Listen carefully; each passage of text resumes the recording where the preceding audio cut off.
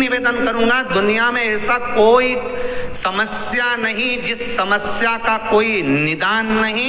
हर समस्या का निदान है, पर निदान किसी दूसरे के पास नहीं, निदान केवल मेरे भोले नाथ के पास में है। आपको अगर किसी समस्या का सफल आनंद चाहिए तो शंकर की शरण में जाओ।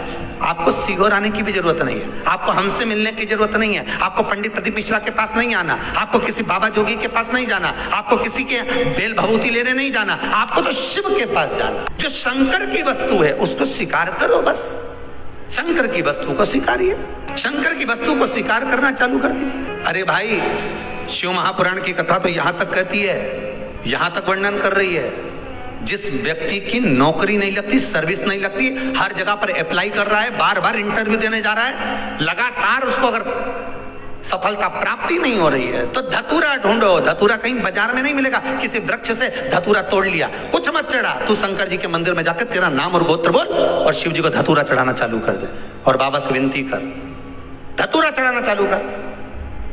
अब धतूरा कोई बहुत कीमती होता है क्या? बहुत पैसे का मिलेगा क्या? कहीं पे भी मिल जाएगा। धतूरा तोड़ और चढ़ा शंकर जी को। रोज नियम बना ले कि एक धतूरा मैं शंकर जी को चढ़ाऊंगा, प्रतिदिन चढ़ाऊंगा, शिव जी से जाकर निवेदन करूंगा प्रतिदिन। शंकर जी की प्रिय वस्तु में धतूरा, बेलपत्र आदि आदि की तो है, क्या है? चढ़ा रोज एक धतूरा। जिसकी यहाँ तू इंटरव्यू देने जा रहा है उसी के सिर पे चढ़ गया, जो तूने शिव जी के चढ़ाया वही धतूरा वहां चढ़ा है, तो क्यों चिंता करता है? व्यापार व्यवसाय नहीं चल रहा हो, नौकरी सर्विस नहीं मिल रही हो, बहुत तकलीफ हो, 7 बेलपत्री केसर को घिसकर चंदन बनाकर बेलपत्री पर बीच वाली पत्ती पर ओम लिखना है। दोनों पत्तियों पर भी एक आद्यशक्ति जगदम्बा के नाम की केसर की बिंदी लगाना है, दूसरे में श्री गणेश रिद्धि सिद्धि के नाम की बिंदी लगाना है। शिव जी पर समर्पित करते जाना। भगवान शंकर को बेलपत्र समर्पित जरूर करना चाहिए, वो भी शाम के समय पर। अगर बेलपत्र पर केसर का भाग लगाकर ओम लिखकर केसर का ही तिलक लगाकर मां आदिशक्ति गणेश जी रिद्धि सिद्धि के नाम से 7 बेलपत्र शिव को समर्पित कर कर लाल वस्त्र में उसको बांधकर, जिसका व्यापार व्यवसाय या नौकरी सर्विस नहीं हो, बहुत कष्ट चल रहा हो, बहुत जिंदगी में दुख चल रहा हो, उसको 2-1 महीना रख कर देखो, बाबा लाइन लगा देगा आपकी संपदा की ओर, आपका हाथ पकड़ देगा। फिर निवेदन करा, चने की दाल का व्याख्यान वर्णन फिर किया गया। मान लो कोई प्लाट है, कोई प्रॉपर्टी है, कोई जमीन है, कोई जायदाद और नहीं बिक रही, बहुत परेशान हो गए, लाखों करोड़ों रुपए तुम्हारे डूब गए और ये प्रॉपर्टी बिके, तब तुम उबरो, तो उसके लिए चने की दाल को 1 रात्रि पहले घर में गला लीजिए और उसको गलाकर दूसरे दिन उसमें थोड़ा सा चंदन मिलाकर पीस लीजिए। पर पीसना आपको मिक्सर में नहीं है, पीसना आपको सिलबट्टे पर, चकोटी पर, जो आपके यहाँ उससे उसको पीस लीजिए। और पीसने के बाद उसमें थोड़ा सा दूध मिलाकर शिव मंदिर में जाकर शंकर भगवान के शिवलिंग का लेपन करिए।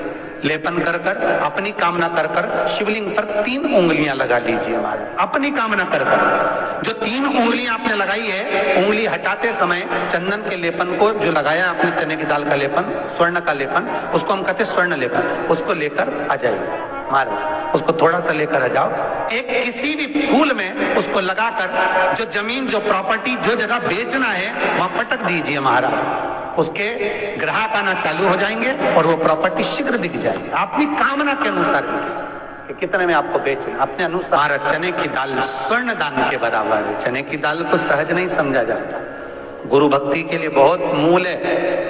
माताएं कई बार पीले गुरुवार करती हैं या केले के पेड़ के नीचे पूजन करती है तो चने दाल समर्पित करती है। क्यों करती है? उसका भाव है स्वर्ण दान के लिए, मनवांछित फल की प्राप्ति के लिए, मनोकामना के लिए। जिस जमीन में फसल कम होती हो, जिस जमीन में प्रॉपर्टी के अंतर्गत कहीं लाभ नहीं मिल रहा हो, जो कई लोग वो जमीन की दलाली का काम करते हैं ना, जमीन में बेचवाते हैं, खरीदवाते हैं और कोई लाभ ही नहीं मिल रहा, कई दिनों निकाल दिए, साल निकाल दिए, कोई लाभ नहीं हुआ, तो निवेदन है शंकर भगवान के मंदिर में शिवलिंग पर 108 चने की दाल समर्पित करो। उस 108 चने की दाल को प्रदोष के दिन शाम के समय समर्पित कर उस दाल को उठाकर लिया, जेब में पीले रुमाल के साथ उसको बांध कर रख लो, किसी प्रॉपर्टी का सौदा कराने जाओ, उसको पटक कर लेकर जाओ, आपके लाभ होना चालू, सौदे होना चालू, आपको कमीशन मिलना चालू।